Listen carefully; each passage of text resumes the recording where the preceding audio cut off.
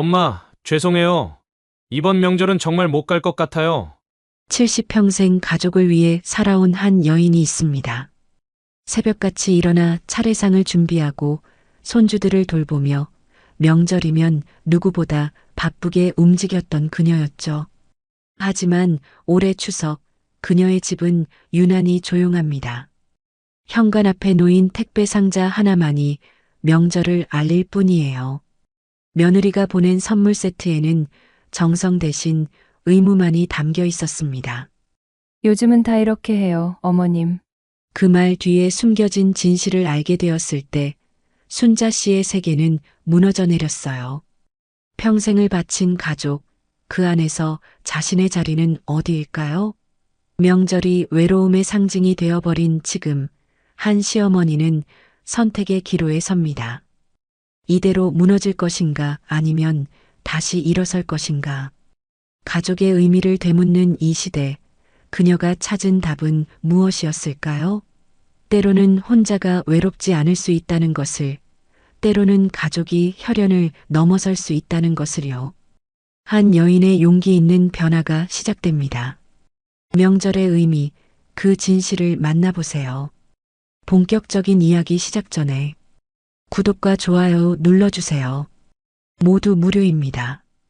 그럼 시작하겠습니다. 추석 아침, 가을 햇살이 창문을 통해 부드럽게 스며들었습니다. 하지만 그 따스함은 집안의 냉랭한 공기를 녹이기에는 역부족이었죠. 70평생을 살아온 박순자 씨의 집은 명절 아침치고는 너무도 조용했습니다. 평생을 명절마다 가족을 위해 정성껏 차례상을 준비해왔던 그녀였어요. 새벽같이 일어나 시장에 가서 제일 신선한 나물을 고르고 하루 전부터 밤을 까고 대추를 씻으며 준비했던 그 시간들. 부엌에서는 전을 부치는 기름 냄새가 진동하고 거실에서는 손주들이 뛰어노는 소리로 가득했던 그 활기찬 명절의 기억들이 있었습니다. 하지만 올해는 달랐습니다. 부엌의 가스레인지는 차갑게 식어 있었고 평소 같으면 음식 재료들로 가득했을 싱크대 위는 깨끗하게 비어 있었어요. 거실의 큰 테이블 위에도 아무것도 놓여 있지 않았죠. 차례상을 차릴 제수용품도 가족들이 둘러앉아 나눠 먹을 음식도 없었습니다. 그저 텅 빈 공간만이 그녀를 맞이했어요. 벽시계의 초침 소리만이 정막을 깨뜨렸습니다. 똑딱, 똑딱. 그 단조로운 소리는 오히려 집안의 고요함을 더욱 부각시킬 뿐이었죠. 순자 씨는 거실 소파에 앉아 창밖을 바라보았어요. 이웃집에서는 연기가 피어오르고 있었습니다. 분명 온 가족이 모여 명절 음식을 준비하고 있을 거예요. 아이들의 웃음소리가 희미하게 들려오는 것 같았습니다. 현관 앞에는 덩그러니 놓인 택배 상자 하나만이 오늘이 추석이라는 것을 알리고 있었어요. 순자 씨는 그 상자를 보며 한숨을 내쉬었습니다. 예전 같으면 이맘때면 벌써 아들 내외와 손주들이 도착해서 집안이 시끌벅적했을 텐데요. 거실벽에 걸린 가족 사진이 눈에 들어왔습니다. 10년 전 환갑잔치 때 찍은 사진이었어요. 남편이 세상을 떠나기 1년 전이었죠. 사진 속에서 온 가족이 환하게 웃고 있었습니다. 아들 민수, 며느리 지혜, 그리고 두 손주 서연이와 준호. 모두가 행복해 보였어요. 그때는 이렇게 될 줄 몰랐지. 순자 씨는 혼잣말을 중얼거렸습니다. 남편이 세상을 떠난 후 명절은 점점 더 쓸쓸해져만 갔어요. 처음에는 아들 가족이 매번 찾아와 주었습니다. 하지만 작년부터는 핑계가 많아지기 시작했죠. 아이들 학원 때문에, 회사 일 때문에, 며느리 친정 일정 때문에. 그렇게 하나둘 이유가 늘어나더니 올해는 아예 오지 않는다고 했습니다. 창밖으로 고속도로가 보였어요. 차들이 끊임없이 오가고 있었습니다. 모두 명절을 맞아 고향으로, 가족에게로 향하는 차들일 거예요. 순자 씨는 그 차들을 바라보며 생각했습니다. 그 차들 중에 우리 집으로 오는 차는 없구나. 현관문 밖에 택배 상자를 들고 안으로 들어왔습니다. 생각보다 무거웠어요. 포장을 뜯자 고급스러운 선물 세트가 나왔습니다. 한우 세트, 건강식품, 그리고 과일 세트까지. 며느리 지혜가 보낸 것이 분명했어요. 상자 안에는 작은 카드도 들어 있었습니다. 어머님 건강하세요. 추석 잘 보내세요. 라고 적혀 있었어요. 순자 씨는 그 짧은 문장을 여러 번 읽었습니다. 정성이 담긴 글씨도 아니었죠. 아마 선물 세트를 주문할 때 함께 선택한 인쇄된 메시지 카드일 거예요. 핸드폰이 울렸습니다. 며느리 지혜였어요. 어머님 선물 받으셨어요. 응, 방금 받았어. 고맙구나. 요즘은 다 이렇게 해요, 어머님. 직접 찾아뵙는 것보다 훨씬 편하시잖아요. 어머님도 음식 준비하시느라 고생 안 하셔도 되고요. 순자 씨는 잠시 말문이 막혔습니다. 편하다고요? 누구에게 편한 걸까? 며느리에게 편한 건지 자신에게 편한 건지 알 수 없었어요. 그래, 그렇게 생각할 수도 있겠구나. 그리고 어머님, 죄송하지만 저희 이번 추석에는 정말 못 갈 것 같아요. 민수 오빠도 회사 일이 있고 아이들도 학원 때문에. 알았어. 바쁘면 어쩔 수 없지. 순자 씨는 서운한 마음을 감추며 최대한 담담하게 대답했습니다. 목소리에 섭섭함이 묻어나지 않도록 애썼어요. 며느리를 불편하게 만들고 싶지 않았죠. 감사합니다, 어머님. 이해해 주셔서. 다음에 꼭 뵈러 갈게요. 전화가 끊겼습니다. 순자 씨는 핸드폰을 내려다보았어요. 통화 시간 1분 32초. 그게 전부였습니다. 명절 인사치고는 너무 짧았죠. 그녀는 소파에 주저앉았습니다. 선물 세트를 바라보았어요. 한우는 혼자 먹기에는 너무 많았고 건강식품도 굳이 필요하지 않았습니다. 과일도 마찬가지였어요. 이 많은 것들을 혼자 어떻게 다 먹는단 말인가. 차라리 와서 라면 하나라도 같이 먹는 게 나았을 텐데. 순자 씨는 생각했습니다. 오후가 되자 옆집에 사는 친구 영숙이에게서 전화가 왔어요. 순자야, 너희 집 애들 왔어. 아니, 바쁘다고 못 온대. 아이고, 우리 집도 마찬가지야. 요즘 애들은 명절을 뭐라고 생각하는지 모르겠어. 두 사람은 한동안 한숨만 내쉬었습니다. 그나저나 순자야, 너 소식 들었어. 무슨 소식? 내 며느리 말이야. 지금 친정 부모님이랑 해외여행 갔다던데. 순자 씨는 순간 귀를 의심했습니다. 뭐라고? 아, 몰랐어. 우리 며느리가 그러던데 내 며느리가 친정 부모님이랑 호주 여행 간다고 자랑했다나 봐. 추석 연휴 이용해서. 전화기를 든 손이 떨렸어요. 해외여행이요? 추석에요? 친정 부모와 함께요? 아, 그래. 나는 몰랐네. 순자야, 괜찮아. 목소리가. 응, 괜찮아. 나 먼저 끊을게.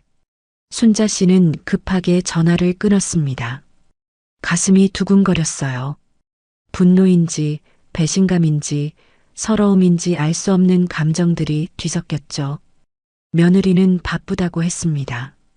아이들 학원 때문에 남편 회사 일 때문에 시댁에 갈 수 없다고 했어요. 하지만 그것은 거짓말이었습니다. 진짜 이유는 따로 있었던 거예요.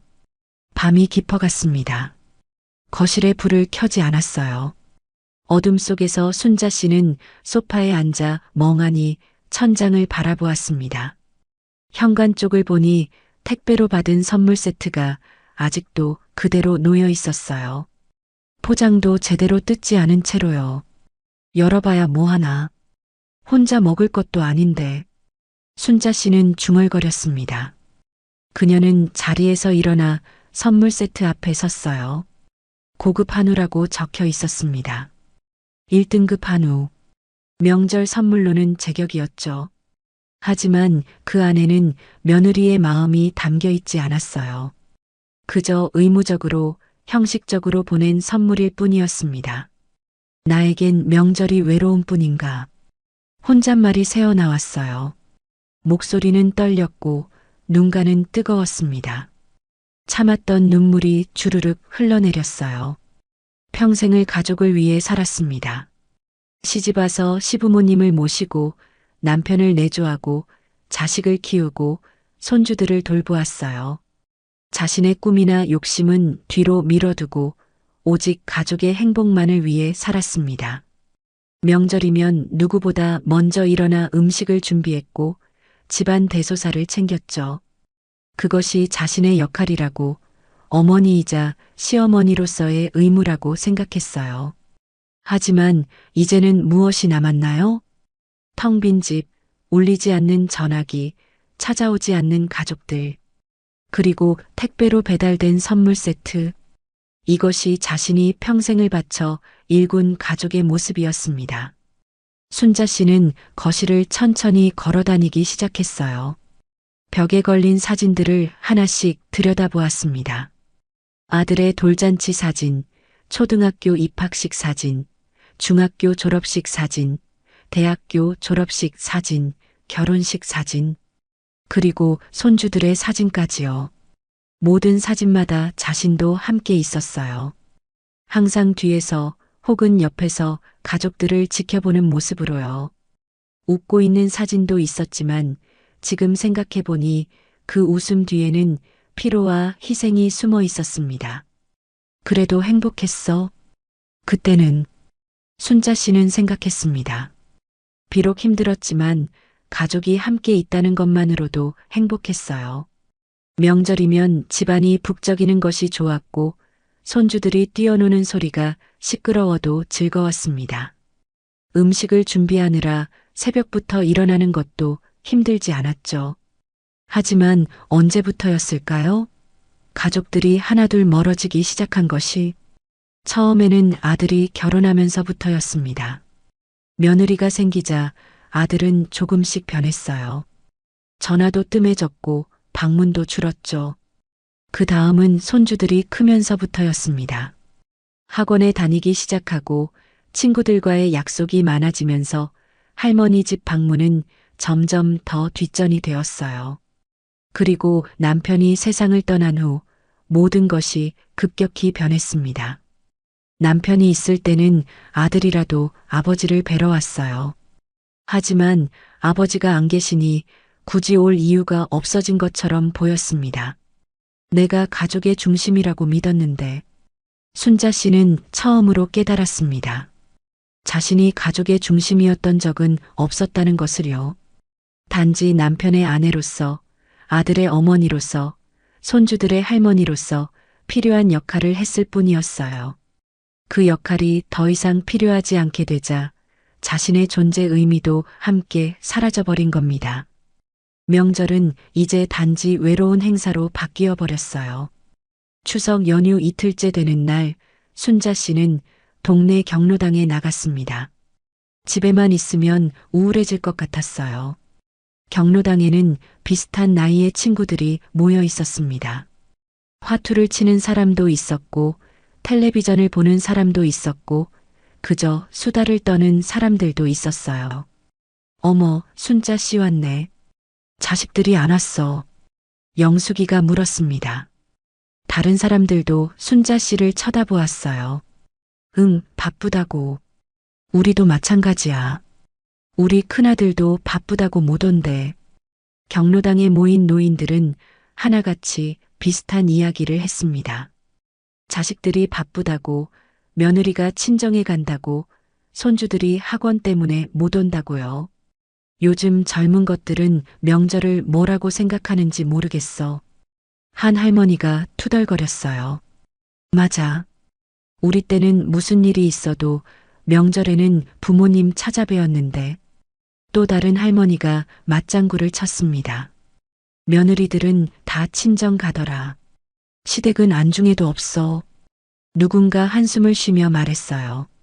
순자 씨는 그 이야기들을 들으며 점점 더 답답해졌습니다.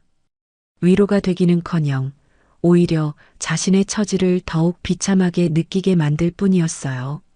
모두가 비슷한 상황이라는 것이 위안이 되지 않았습니다. 오히려 이게 정상인가, 이렇게 살아야 하는 건가 하는 의문만 들었죠. 그래도 우리 둘째 며느리는 착해. 명절에 전화라도 하더라고. 영숙이가 자랑스럽게 말했습니다. 순자 씨는 쓴웃음을 지었어요. 전화 한 통이 자랑거리가 되는 세상이라니. 그나저나 요즘 젊은 것들은 효도가 뭔지도 몰라. 맞아, 맞아. 우리 때는 부모님 말씀이 곧 법이었는데 노인들의 불만은 계속되었습니다. 순자 씨는 그 이야기들을 듣다가 문득 깨달았어요. 이들도 모두 외로운 거예요. 자식들에게 버림받았다는 느낌, 더 이상 필요 없는 존재가 되었다는 느낌. 그것이 이들을 경로당으로 모이게 만든 겁니다. 순자야, 너는 어떻게 생각해? 영숙이가 물었어요. 나도 잘 모르겠어. 순자 씨는 솔직하게 대답했습니다. 정말로 모르겠었어요. 누구를 탓해야 할지, 무엇이 잘못된 것인지요. 요즘 세상이 변했어. 우리가 적응해야 하는 건지 아니면 젊은 것들이 변해야 하는 건지. 순자 씨의 말에 다들 고개를 끄덕였습니다. 하지만 명확한 답을 아는 사람은 없었어요. 집으로 돌아오는 길, 순자 씨는 무거운 발걸음을 옮겼습니다. 경로당에서의 대화는 위로가 되지 못했어요. 오히려 더 깊은 상처만 남겼죠. 내가 잘못 살아온 걸까 하는 자책과 왜 나만 이런 대우를 받아야 하나 하는 분노 사이에서 갈등하기 시작했습니다. 편의점 앞을 지나가는데 젊은 부부가 아이들과 함께 걸어가는 모습이 보였어요. 행복해 보였습니다. 순자 씨는 그 모습을 보며 자신의 젊은 시절을 떠올렸어요. 자신도 저랬었습니다. 아이들 손을 잡고 남편과 함께 행복하게 걸었던 시절이 있었어요. 그때는 시어머니 마음을 이해하지 못했지. 순자 씨는 생각했습니다. 명절마다 시댁에 가는 것이 부담스러웠고 시어머니의 잔소리가 귀찮았어요. 하지만 지금 자신이 시어머니가 되어 보니 그때의 시어머니 마음을 조금은 이해할 수 있었습니다. 추석 연휴 마지막 날 아침, 순자 씨는 평소보다 일찍 잠에서 깼습니다. 아니, 정확히는 제대로 잠을 자지 못했다고 하는 것이 맞았어요. 뒤척이다가 새벽잠을 조금 잔 것이 전부였죠. 창밖을 보니 비가 내리고 있었습니다. 가을비였어요. 처마 끝에서 떨어지는 빗방울을 보며 순자 씨는 멍하니 앉아 있었습니다. 오늘이 지나면 연휴가 끝나요. 그리고 일상으로 돌아가죠. 하지만 자신에게 돌아갈 일상이란 무엇일까요? 순자 씨는 자리에서 일어나 안방 장롱을 열었어요. 제일 윗칸, 손이 잘 닿지 않는 곳에 낡은 상자 하나가 있었습니다. 의자를 가져다 놓고 올라가서 그 상자를 꺼냈어요. 먼지가 수북이 쌓여 있었죠. 상자를 거실 탁자 위에 놓고 천천히 뚜껑을 열었습니다. 안에는 오래된 사진첩들과 편지들, 그리고 여러 추억의 물건들이 담겨 있었어요. 제일 위에 있던 사진첩을 꺼냈습니다. 표지가 발에 있었어요. 30년도 넘은 앨범이었죠. 첫 장을 넘기니 결혼식 사진이 나왔습니다. 하얀 웨딩드레스를 입은 자신과 양복을 입은 남편의 모습. 둘 다 젊고 행복해 보였어요.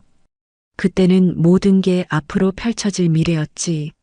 순자 씨는 사진을 쓰다듬으며 중얼거렸습니다. 결혼하던 날 남편이 속삭였던 말이 생각났어요. 평생 행복하게 살자. 그때는 정말로 그럴 줄 알았습니다. 다음 페이지를 넘겼어요. 신혼여행 사진들이 나왔습니다. 제주도에 갔었어요. 당시로서는 꽤 먼 여행이었죠. 해변에서 찍은 사진, 한라산에서 찍은 사진, 작은 식당에서 찍은 사진. 모든 사진마다 둘은 웃고 있었습니다. 그 다음은 아기 민수의 사진들이었어요. 갓 태어났을 때, 100일 때, 돌잔치 때, 작고 통통했던 아기가 점점 자라나는 모습이 사진마다 담겨 있었습니다. 이렇게 예뻤는데, 순자 씨는 어린 아들의 사진을 보며 미소 지었어요. 그 미소에는 그리움이 묻어 있었습니다. 아들을 처음 안았을 때의 감동, 첫 걸음마를 뗐을 때의 기쁨, 엄마라고 처음 불렀을 때의 벅찬 감정들이 떠올랐어요. 사진첩을 계속 넘겼습니다. 아들의 성장 과정이 한 장 한 장 펼쳐졌어요. 유치원 졸업식, 초등학교 입학식, 가족여행 사진들. 그 모든 순간에 순자 씨는 함께 있었습니다. 항상 아들 곁에서, 가족 곁에서요. 한 장의 사진 앞에서 순자 씨는 손을 멈췄어요. 남편과 아들, 그리고 자신이 함께 찍은 사진이었습니다. 아들이 중학생 때쯤이었어요. 세 사람 모두 놀이공원에서 즐거운 시간을 보내고 있었죠. 평범하지만 행복한 가족의 모습이었습니다. 이때가 제일 좋았던 것 같아 순자 씨는 생각했어요. 아들이 아직 어렸고 남편이 건강했고 가족이 온전했던 시절. 비록 경제적으로 여유롭지는 않았지만 함께 있다는 것만으로도 충분히 행복했습니다. 마지막 사진첩을 넘겼습니다. 가장 최근의 사진들이 담겨 있었어요. 하지만 페이지는 대부분 비어 있었습니다. 새로운 사진이 추가되지 않았기 때문이에요. 마지막 사진은 2년 전 추석 때 찍은 것이었습니다. 그 이후로는 가족 사진을 찍을 기회조차 없었어요. 순자 씨는 사진첩을 덮었습니다. 가슴이 먹먹했어요. 자신이 평생 희생만 하고 살았다는 것을, 그리고 그 희생의 끝에 남은 건 텅 빈 집과 외로운 밥상뿐임을 절실히 깨달았습니다. 연휴가 끝난 다음 날 오후 순자 씨는 아무것도 하지 않고 소파에 앉아 있었습니다. 밥도 제대로 먹지 않았어요. 식욕이 없었죠. 아침에 토스트 한 조각을 먹은 게 전부였습니다. 핸드폰이 울렸어요. 아들 민수였습니다. 순자 씨는 잠시 망설이다가 전화를 받았어요. 엄마, 나야. 응. 추석은 잘 보내셨어요. 응, 잘 보냈어. 거짓말이었습니다. 하지만 진실을 말할 수 없었어요. 외로웠다고, 내가 보고 싶었다고 말하면 아들이 부담스러워할 거예요. 엄마, 죄송해요. 이번 명절은 정말 못 가서. 괜찮아. 바쁜 거 아는데 뭐. 다음에 꼭 찾아뵐게요. 그래. 순자 씨는 그 말을 믿지 않았습니다. 다음에라는 말은 언제나 언젠가를 의미했고 언젠가는 결국 안 온다와 같은 말이었어요. 근데 엄마, 제가 전화드린 게 아들의 목소리가 조금 어색해졌습니다. 왜? 사실 이번 겨울에 저희가 호주에 잠깐 다녀오려고 하는데요. 호주? 네, 지혜 부모님이랑 같이요. 저희 애들도 외국 한번 데려가고 싶고 해서요. 순자 씨는 가슴이 철렁 내려앉았어요. 추석 때도 호주를 갔다는 이야기를 들었는데 이번 겨울에도 또 간다고요? 그래서 겨울에는 엄마 못 찾아뵐 것 같아요. 이해해 주시죠? 순자 씨는 아무 말도 할 수 없었습니다. 목이 메었어요. 엄마, 거기 계세요. 있어. 이해해 주시는 거죠. 애들도 크는데 외국 구경 좀 시켜줘야 하잖아요. 그래, 알았어. 감사합니다, 엄마. 그럼 건강하시고요. 바빠서 자주 못 전화드려도 이해해 주세요. 그래. 아, 그리고 엄마, 이번에 보내드린 선물 맛있게 드세요. 엄마 건강 생각해서 좋은 걸로 골랐어요. 고맙다. 네, 그럼 나중에 다시 전화드릴게요. 사랑해요, 엄마. 전화가 끊겼습니다. 순자 씨는 핸드폰을 든 채 굳어 있었어요. 사랑해요. 엄마라는 말이 공허하게 울렸습니다. 정말로 사랑한다면 왜 찾아오지 않는 걸까요? 정말로 사랑한다면 왜 명절에도 혼자 두는 걸까요? 손이 떨렸습니다. 핸드폰이 바닥으로 떨어졌어요. 순자 씨는 그것을 줍지 않았습니다. 그저 멍하니 창밖을 바라보았어요. 아들의 목소리에는 미안함이 있었습니다. 하지만 진심이 느껴지지 않았어요. 마치 형식적인 사과처럼 들렸죠. 죄송해요라고 말하지만 정작 행동은 바뀌지 않습니다. 다음에 꼭 찾아뵐게요라고 말하지만 그 다음은 오지 않아요. 순자 씨는 천천히 일어나 화장실로 갔습니다. 거울을 보았어요. 거울 속의 자신은 늙어 있었습니다. 주름진 얼굴, 희끗희끗한 머리, 처진 어깨. 언제 이렇게 늙었을까요? 눈물이 뚝뚝 떨어졌습니다. 처음에는 조용히 흐르던 눈물이 점점 거세졌어요. 순자 씨는 세면대를 붙잡고 소리내어 울었습니다. 참았던 모든 감정들이 한꺼번에 터져 나왔어요. 서운함, 외로움, 분노, 절망. 모든 감정들이 눈물로 쏟아졌습니다. 얼마나 울었을까요? 눈이 퉁퉁 부을 때까지 울었어요. 가족에 대한 기대가 무너져 내리는 순간이었습니다. 새벽을 힘겹게 보낸 다음 날 순자 씨는 평소보다 늦게 일어났습니다. 아니, 사실 제대로 잔 것도 아니었어요. 그저 침대에 누워 천장만 바라보다가 해가 중천에 떴을 때 겨우 일어난 거죠. 거울을 보니 얼굴이 말이 아니었습니다. 눈은 퉁퉁 부어 있었고 얼굴은 헬쑥했어요. 며칠 동안 제대로 먹지도 자지도 못한 흔적이 역력했죠. 이러다간 정말 병 나겠네. 순자 씨는 혼잣말을 중얼거렸습니다. 몸도 마음도 한계였어요. 이대로 가다가는 정말로 쓰러질 것 같았습니다. 세수를 하고 부엌으로 갔어요. 냉장고를 열었지만 여전히 식욕은 없었습니다. 그래도 억지로라도 뭔가를 먹어야 했어요. 우유 한 잔을 따라 마셨습니다. 목구멍으로 넘어가는 것조차 힘들었지만 꼭 참고 마셨죠. 거실 소파에 앉았어요. 어젯밤 아들과의 통화가 계속 머릿속을 맴돌았습니다. 다음에 꼭 찾아뵐게요. 그 말이 귓전에서 울렸어요. 거짓말처럼 들렸습니다. 아니, 거짓말이었어요. 다음은 오지 않을 거예요. 나는 이제 어떻게 해야 하지? 순자 씨는 스스로에게 물었습니다. 이대로 계속 집에 앉아서 아들의 전화만 기다릴 건가요? 명절마다 혼자 지내며 외로워할 건가요? 아무도 찾지 않는 이 집에서 천천히 늙어갈 건가요? 아니야. 순자 씨는 조용히 말했습니다. 목소리는 떨렸지만 그 안에는 결연함이 있었어요. 이렇게는 안 돼. 이대로는 안 돼. 무언가 바뀌어야 했습니다. 자신이 바뀌어야 했어요. 아들이 바뀌기를, 며느리가 마음을 바꾸기를, 가족이 다시 예전처럼 되기를 기다릴 수는 없었습니다. 그것은 일어나지 않을 일이었어요. 순자 씨는 천천히 일어났습니다.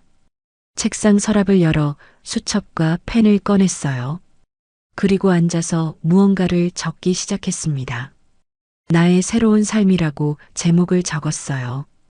그리고 그 아래에 생각나는 대로 적어 내려갔습니다. 첫째, 더 이상 아들의 전화만 기다리지 않는다. 둘째, 혼자서도 행복할 수 있는 방법을 찾는다. 셋째, 새로운 사람들을 만난다. 넷째, 나를 위한 시간을 보낸다. 손이 떨렸지만 계속 썼어요. 다섯째, 가족의 의미를 다시 생각한다. 여섯째, 외로움에 갇히지 않는다. 일곱째, 나 자신을 사랑한다. 마지막 문장을 쓰고 나서 순자 씨는 펜을 내려놓았습니다. 눈물이 글씨를 흐렸어요. 하지만 이번 눈물은 달랐습니다. 슬픔만이 아니었어요. 그 안에는 결심도 섞여 있었죠. 가족의 의미를 내가 다시 써내려가야겠다. 순자 씨는 중얼거렸습니다.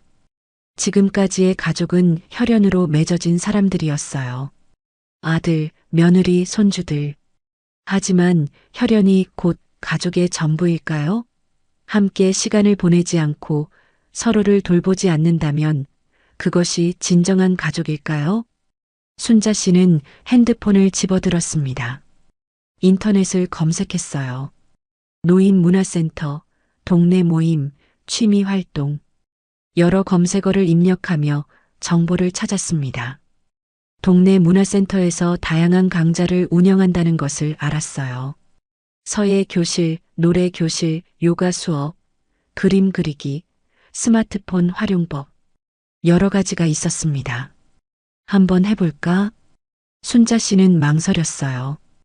평생을 집안일만 하며 살았습니다.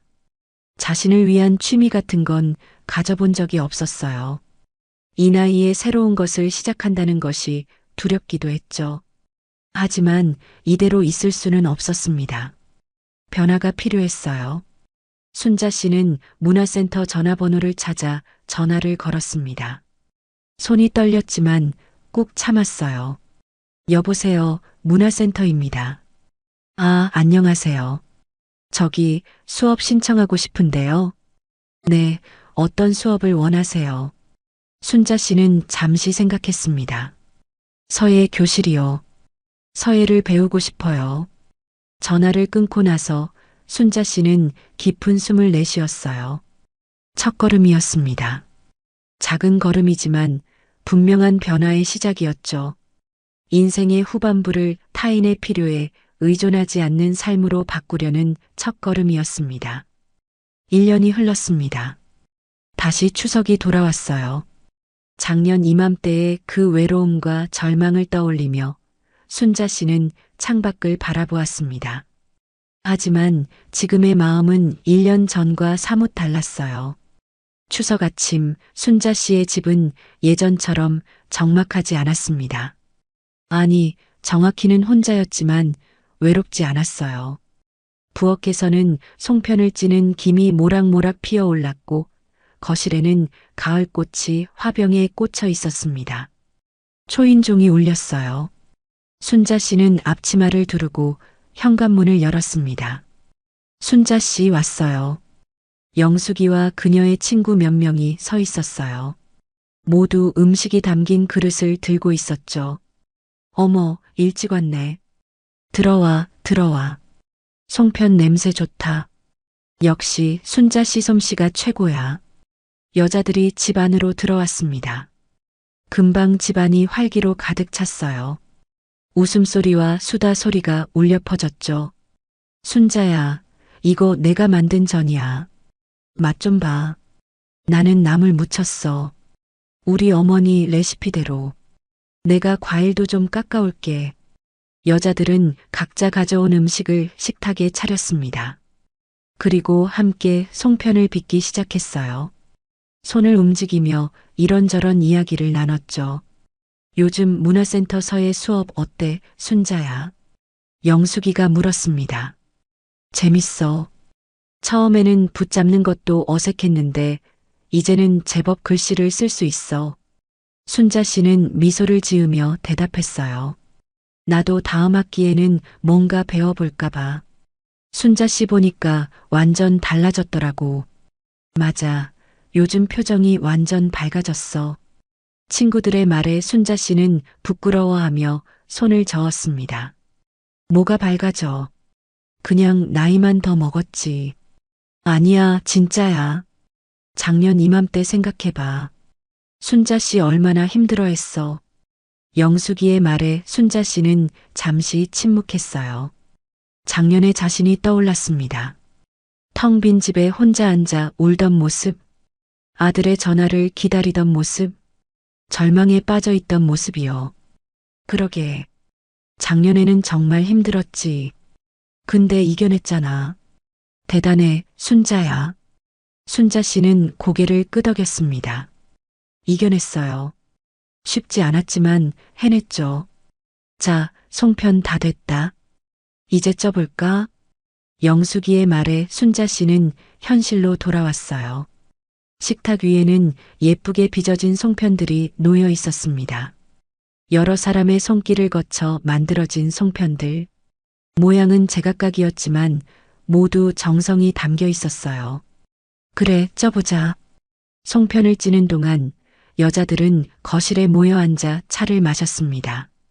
그나저나 순자야, 너희 아들은 이번에도 안 왔어. 한 친구가 조심스럽게 물었어요. 응, 바쁘다고. 괜찮아.